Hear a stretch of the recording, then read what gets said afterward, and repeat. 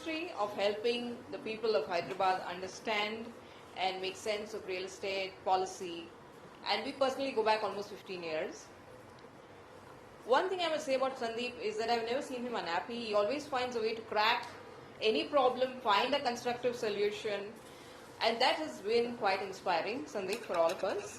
As Senior MD, Board of Directors, JLL India, I'm sure he brings this extraordinary enthusiasm and a sense of comprehension to JLL, as he did in his other work with CII and FICCI, and also with his angel investing.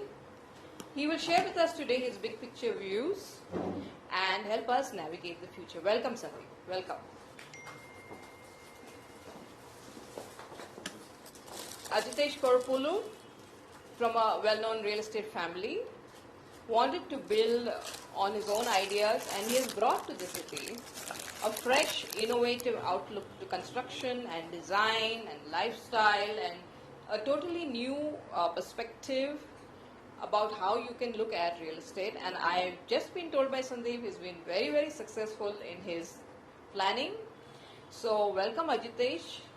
We really would love to hear your journey and how your new ideas have made an impact in the city and what you plan to do in the future. Welcome. Vamshi Krishna, Director Primark Developers, has made a big difference in his company since he has joined. He's from his chartered accountant background. His way of looking at problems and solving them has made a big impact. So, Vamshi, from you, we'd love to hear today about all the new facets that developers can look at when it comes to finance, when it comes to so many other places. Please do join us. Thank you. So we are at an inflection point in Hyderabad and Telangana, and clarity on how to view this geography, plan for future investments, how real estate trends are changing based on new expectations, how governments have brought a change with Hydra, and how RERA has become a watchword, but with a friendliness, is what we'd like to crack. And so we'll begin right away. Sandeep, you are right in the middle of a huge conversation on auctions, so I cannot let you go without that conversation.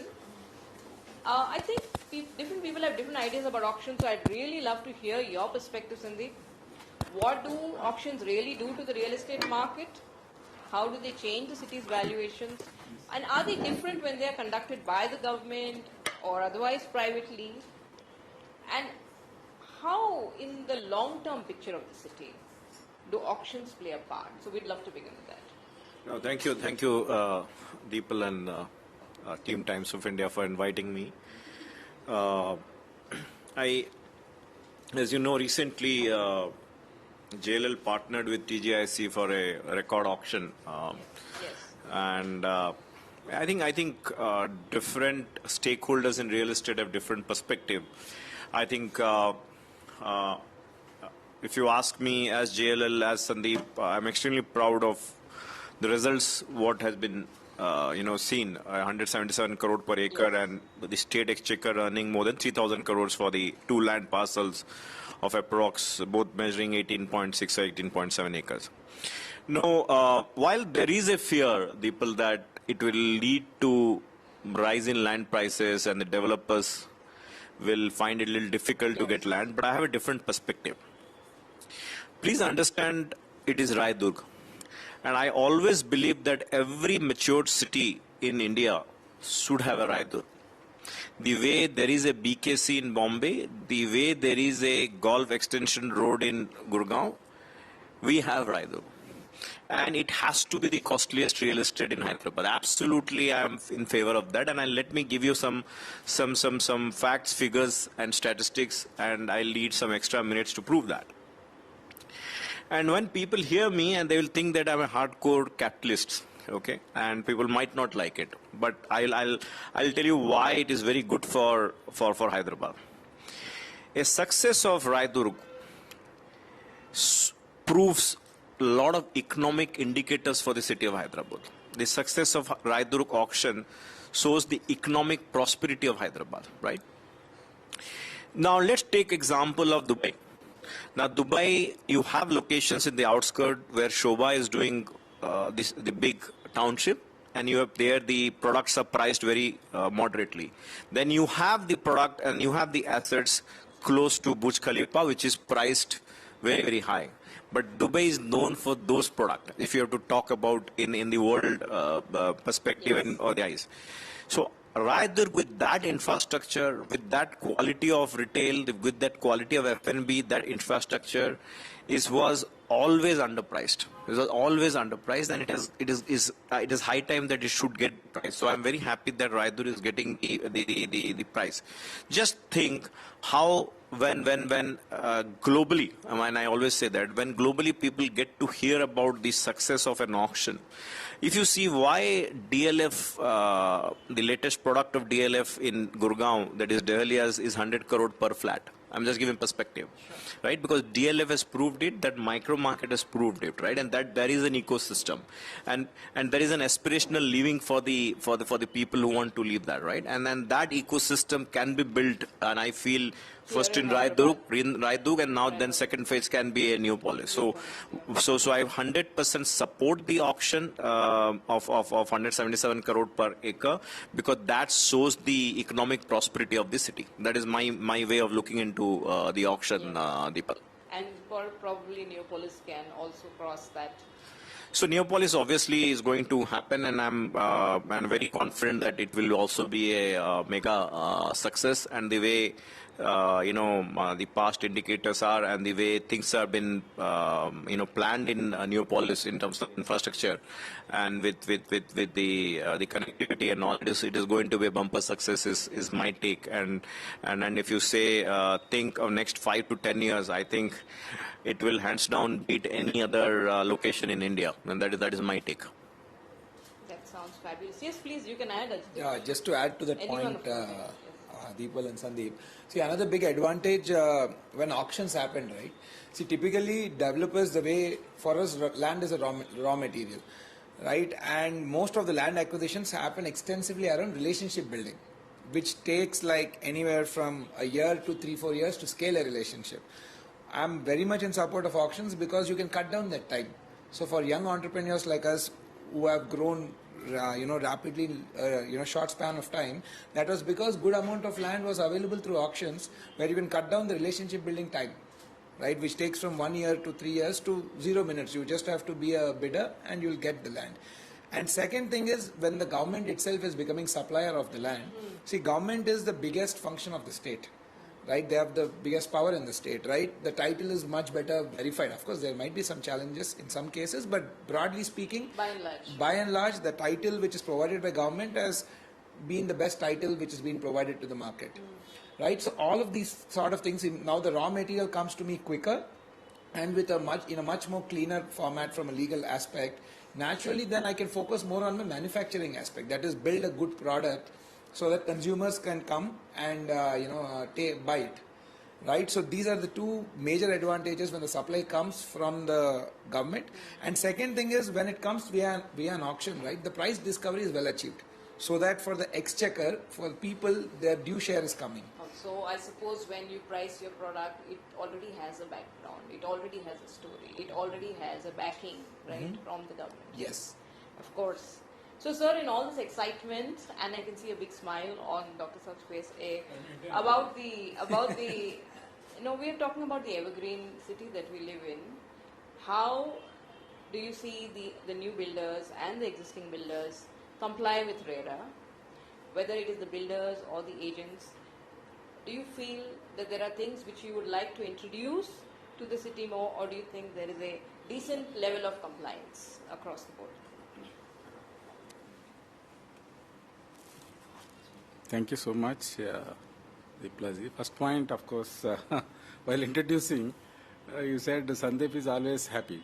I never, in my life, everybody will say, Satnarayan Sahab always say happy. I am also have that. Somehow you have not given that recognition. No, sir. Like I said, I've known him for 15 years, and he's always there when there's a major crisis. And he's always trying to set things right. Okay. That's how I refer to it. Yeah. Need to be happy. Everybody need to be happy.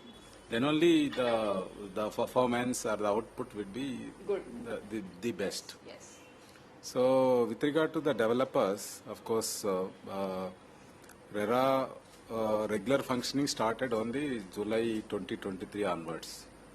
So if you see the pan-India, the developers in Telangana and also Andhra, because erstwhile state brought in 2006 this mortgage clause.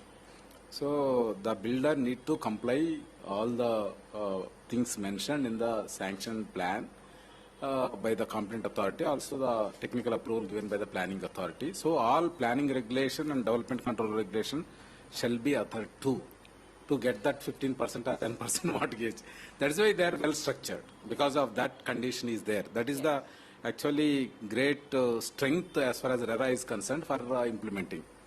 However, because the other aspects considering from the perspective of the compliance of the provisions of the Act, of course now the streamlined almost. However, since I got the opportunity, from this forum I want to tell all the promoters and the developers and the landowners who are acting as a promoter when they are taking cost share or the marketing or the joint. So they also will be treated as the promoter as per section 2ZK. So they have the responsibilities and jointly and severally. So they are also be treated as a promoter. We pronounce many orders, making them responsible for complying the legally mandated obligations as per the provisions of the Act once project is registered with us. So all the builders where they are taking up these projects beyond 500 square meters of the site area and more than 8 units. So after enactment of Real Estate Regulation Development Act 2016, it is a legally mandated responsibility. They should get registered with RERA. First point. Second point, so the violation will attract the penalty, imposition of penalty up to 10% of the project cost. That is a huge and self-defeating rather. So kindly comply that. That is good for you. Once is RERA registered, then I think your saleability, marketing and all that, it will increase. That credibility, trust, faith increase. So while submitting under section 4, ensure that don't leave it to the second and third person. So whatever you are uploading, in addition to the, of course, the sanctioned plan and the approved plan by the planning authority, and also the maybe the title, documents, encumbrances, and especially your declarations and undertakings. So once it is registered, it is like Lakshman Rekha. They should be bound by that. There is a legally mandated obligations. So and also especially the regulation is actually financial regulation. Through financial regulation, project will be regulated from the perspective of the home buyer. Yes. So in that context, there is as per the Act, there is a separate account. Some people call designated, some people call escrow account, but it is not escrow, it is the designated account or separate account. So Vamshi knows about that, how it functions, how it money can be utilized, because not only the project CA and project engineer, project architect, they need to certify for withdrawal of the money from the separate account. The banks also will oversee. So that is a inbuilt oversight, the regulatory oversight mechanism is there. Thereby, the functioning of the builder will be structured. Your planning, financial planning also will be structured. That is for good of you only. Yes, absolutely. So, and also giving the confidence to the home buyer. Thereby, the money keep pumping, because all the people, as per the assessment in the country, 77% of their savings will go to only real estate. That means huge savings are coming to the sector. So, to further increase, I think this is the thing all developers need to do. So while submit, I request the developers to be cautious to submit the information on 18 items, so that the very objective of the Act, leaving or giving the freedom to the prospective halati to take informed decision. There will be issues, as this was saying. So why the rate is so? Because the government. So the title is assured. In other areas there are issues. There may be cases. So the prospective home buyer will take informed decision, duly assessing the risks involved. So when it is informed, tomorrow the problems will not be there. That is the first point. Second point, after getting registered, the 18 items would be there. They will see that additionally, as you also earlier discussions you raised this point, the compliance, to what extent it is there.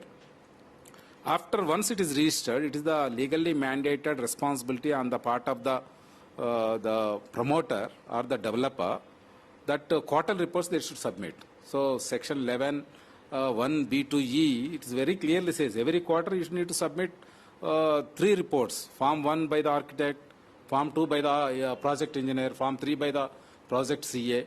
And in addition to that, one first year is completed, he has to submit the annual account statement, audited one, by statutory CA, certified. So this speaks, the Form 3 also speaks not only the progress, it also speaks report of means of finance.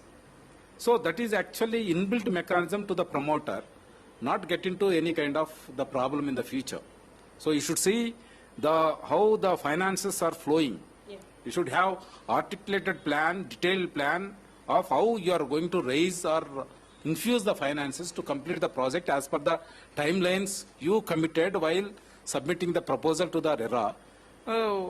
That will get registered. Sorry. So these are the 2 points after registration. Third point, see, finally the project or the real estate business will happen based on the investor confidence, the prospective home buyer or the plot buyer. So that can be assured, whatever that you have done, maybe the model allotment letter that we insist it is a mandatory, that you have uploaded, you should stick to that. You should not deviate from that. Even if you deviate, that will not help you. That will not give, this is self-evidently incapable of giving any right, any advantage. So that they say, maybe some people you can do that, but later when it comes to the RERA, we will follow the provisions of the Act. So you cannot deviate. So that's why the model allotment letter uploaded in our website while registering the project, that scrupulously you should follow. And also the model agreement of sale that you uploaded, scrupulously you should follow. And also model sale deed that you uploaded, scrupulously you should follow. So these are the few things, because the last 2 years, the deviations are, these things I could see. That's why I am utilizing this forum. First, as I mentioned to you, kindly all disclosures you should make on 18 items and get registered. Stick to that like Lakshman Rekha. And ensure that whatever the declarations and the undertakings you have given, kindly stick to that. And accordingly that you should do. Another problem I was mentioning in all forums is the agent. Though it is the responsibility of the promoter or developer, what kind of agents you are engaging. They must be registered under section 9 and 10. They should function like 10. And you should also upload their names while getting registered. After also you can do that, because the website is the dynamic. Your project revelations are also dynamic. You need to, for example, new agent is taken. That you should do. And ensure that the agent is also informed all the responsibilities and functions, duties of the promoter, because he should be informed. That is the duty of the agent, to facilitate the transaction. So that is one aspect. Second aspect is that he is thoroughly trained from section 3 to 19, so that he will properly inform the allottee. That is very important, crucial, because he will tell something. This was the scenario prior to legislation. Prior to legislation, there is a asymmetry of information. Total information is found to be only in the promoter, and finally happened to see that either not met or disappeared. So that it is not there. Now symmetry of information, transparency and accountability.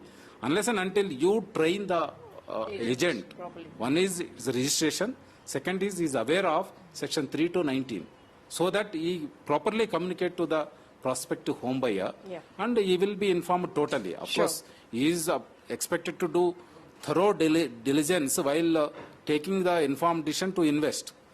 some people they cannot do because all are not like that. Some maybe the uneducated would be their perspective. Considering that, I think my request to the promoters and developers is you need to strengthen the agents and ensure that some areas what it is happening, this agent while facilitating this is also taking money. They cannot do that. All money shall go only to the separate account. Now, of course, to separate account we made 3 accounts: collection account and separate account and miscellaneous account. Is that the case with both of you? I Yes. mean, can you just tell me? On a lighter And this collection on a lighter one note, second. This collection account has the auto sweep facility. It should go and automatically 70% will go there.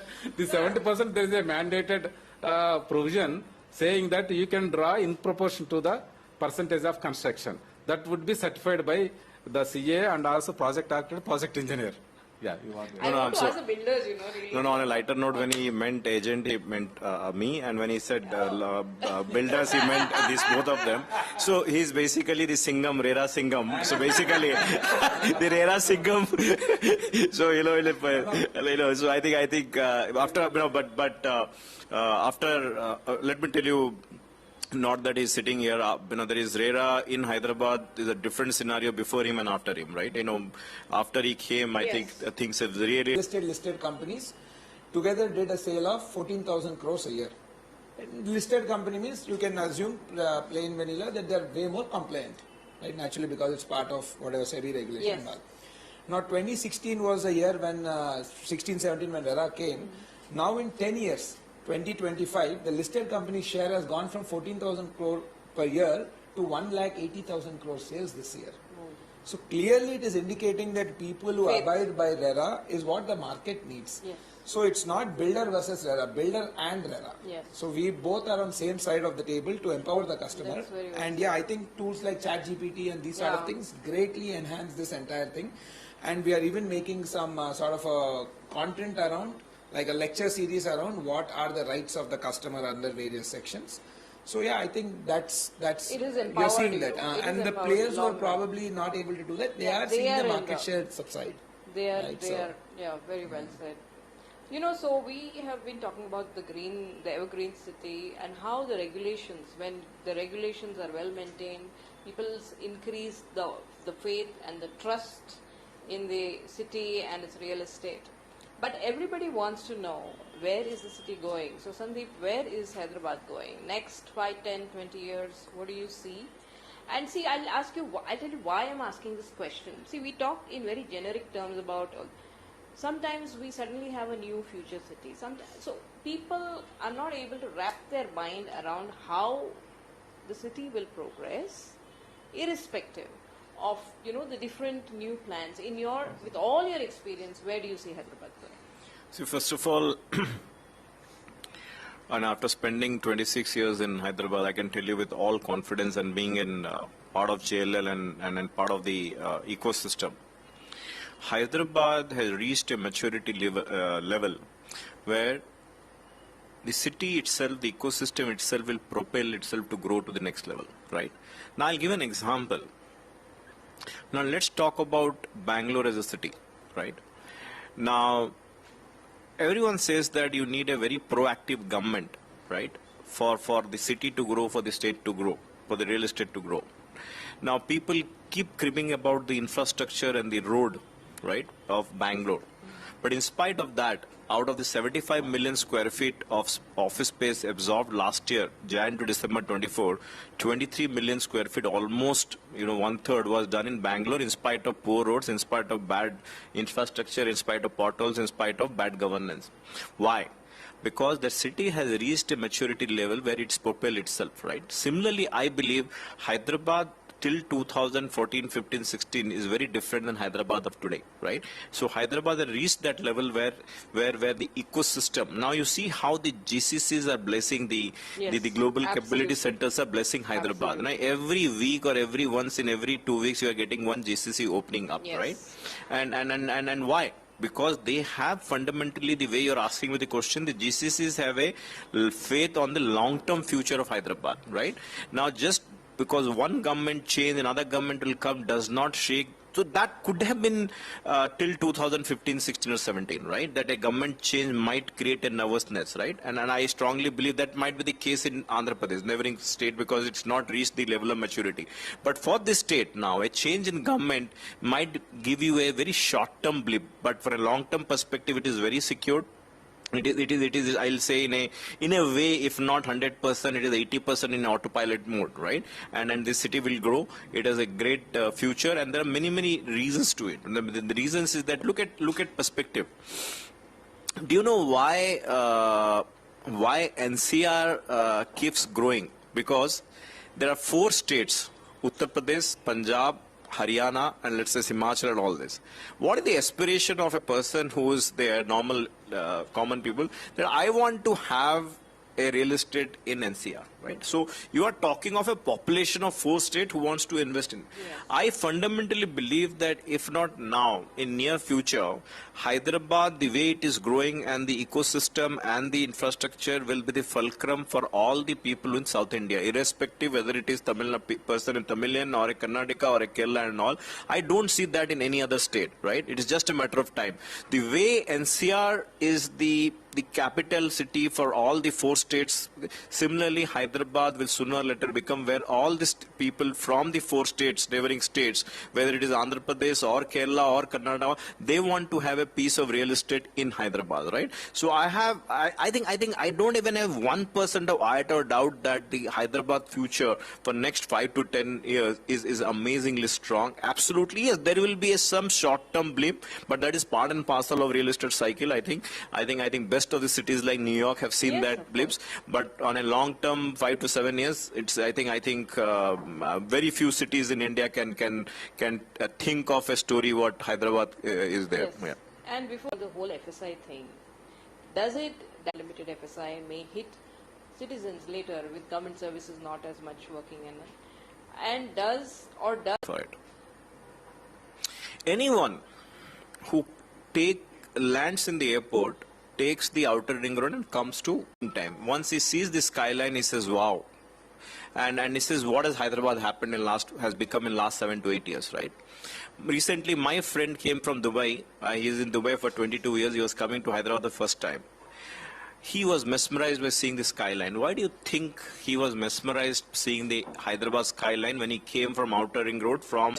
Let's look at a thing that there was a restricted FSI, and the government would have restricted the buildings to only 15 floors and 18 floors. Do you think that skyline would have looked as wow? Yeah, we would not have. Why is Dubai? Is because of that 70-80 rate. So I always say, there are goods and bads across Hyderabad. They should be done in areas and not across that should be FSI. Point number 1. Point number 2. Where did we go wrong? We went wrong in executing that. We didn't have proper drainage system. The service roads are narrow. Service happened some 4, 5 years, 6 years back. People say that, give this logic that it makes sense for scraper because it's a landlocked city.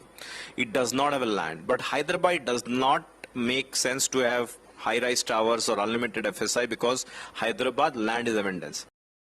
Tall towers, and Singapore is all about tall towers, and that gives you that wow feeling, and that gives you the economic prosperity. Tall towers is all about economic prosperity. Now, very simple logic what they gave is, even if we have unlimited land, we wanted to create the tall towers because tall towers gives you economic prosperity, and tall towers will only come when there is unlimited FSI. But I agree with you, as executed. The civic amenities, the underground drainage system, the service road and all could have been planned better. But I am a big supporter of having tall towers in key business districts. If you see in Singapore or if you see in Dubai, there are key business districts which were tall towers, not all business districts. We call it CBDs or central business district and all. So that should be allowed to have tall towers, whereas other areas you can have a FSI restriction, to answer your question. That really is a good middle path. Firstly, Deepal, FSI only if you are abutting a 100-feet road, which is a 6-lane road. So why is that? Because 6-lane road can handle the traffic density. If let's say your property is beside a 40 feet road, you can only build 7 or 9 floors. You can take TDR and build 9 floors. If your property is visibility in Bangalore, you can travel 19.6 kilometers problems. There's high density. Now, pipeline way cheaper if the just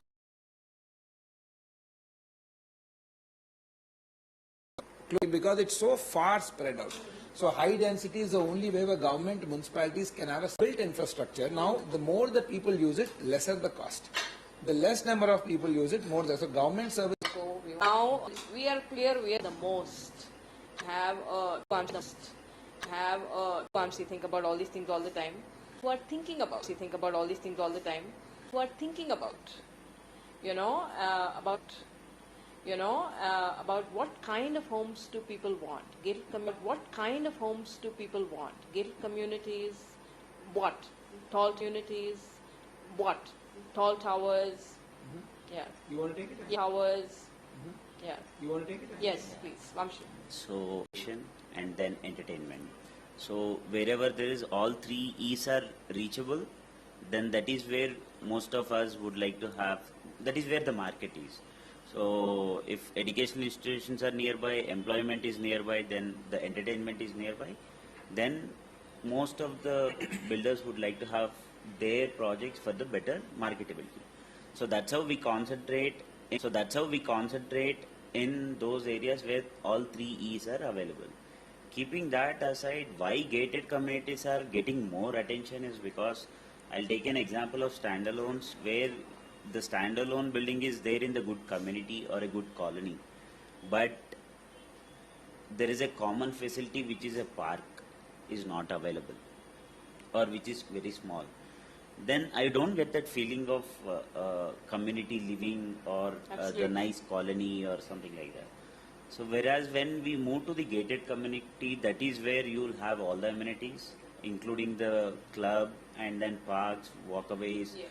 And then now the gated communities, as if we look for like networking, be it with the kids or because the way kids are thinking like I should not have a common friends in community and also in school. So that's how everyone is looking at the communities as well. So and then when again we talk about this high density, yes, from high density locations to the low density locations, people are trying to move.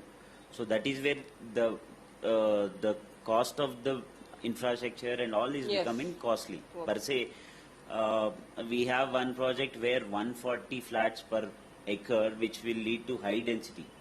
Then people who doesn't want to be there, don't want to be there in that, then they want to try to get into the community where the density is less. When the density is less, obviously the cost is more. So, yeah, and I see in a way you just said that these new gated communities are becoming like your extended family, right?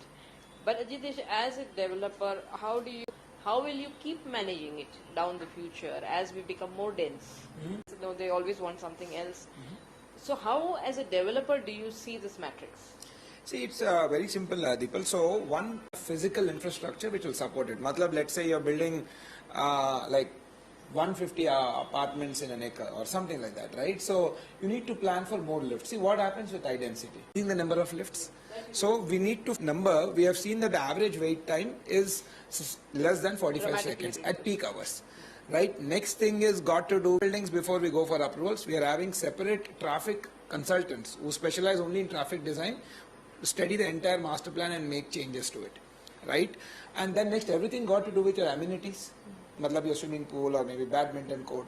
So here also we have gone for higher percentage of them. Typically most buildings have something like 2.5 to 3% of your saleable area as amenities. We have gone to 5.5 to 6%. Right now to come and operate there. Why? Because he's telling I only have 400 apartments to serve. I will not make a profit. Two people can precious sign. So, bigger the market, more the services. Now, people talk about amenities and all, but I think it's only 30%, 70% is services. So, let's say standalone you have a maid. I think they're taking each other's maids all the time. Exactly. That is the new stress level. So concentration provides for better quality of life because of higher availability of services. Yeah. So that's been the thing. And regarding how specifically we'll tackle it, we have developed our own app, so which manages a lot of And these eventually services. you need good societies to manage the... Yes. the Either there is one problem also, which I think together again as stakeholders we all can solve it, is that see, once we are handing over the building to the facilities, to the RWA who in turn will Yeah. have their own facility Yeah. manager. Now RWA people, see, any building is a complex piece of engineering, especially most high-rises are very sophisticated mechanical and electrical systems. And these RWAs are not knowing how to operate it. They won't have the technical know-how. So what we are doing, we are developing the digital data model of this. Like let's say this lift, when it needs to be maintained, not only that, which materials you need to maintain. If maintenance is not done with the right material, it spoils. like much a earlier. proper SOP, yeah. Yes, this pura data model we are giving to our RWA so that whoever is probably RW head, at least they don't need to have the technical know-how. They simply follow the data model. It will take care of the entire thing. The upkeep of building is one important challenge with high density which needs to be well thought through, and that it needs to be digitized essentially. Yes, yes. I can see you are really in favor of processes, and I am sure it would go a long way to help buildings. But Vamsi, we were talking about the love for sustainability and green, and how young buyers, or even not young buyers, people would go to any length to have a life which is close to nature, and which builders are trying to introduce strong elements of green in their design. So would you like to share with us, and maybe even anyone who has data on this, how people's minds have changed about how they want to live, and how they want to live in probably more space if they can afford it, or move further down, and how they want definitely to be close to green. And this shift, especially post-pandemic, has been very strong. So immediately after pandemic, we got a lot of reports. But as the time is passing, the reports are only getting stronger. It's like the pandemic has kind of rewired the mind of people to look at homes in a very different way.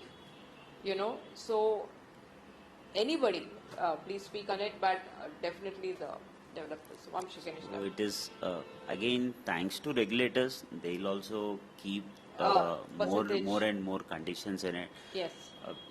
If we see the permission letters or the thing, Yes. so now there is a one condition which says per flat one tree. So if you are doing around 1,000 flats in a community, they'll also insist you to have 1,000 different plants. Okay. So that can be planned like a big, small, or any way.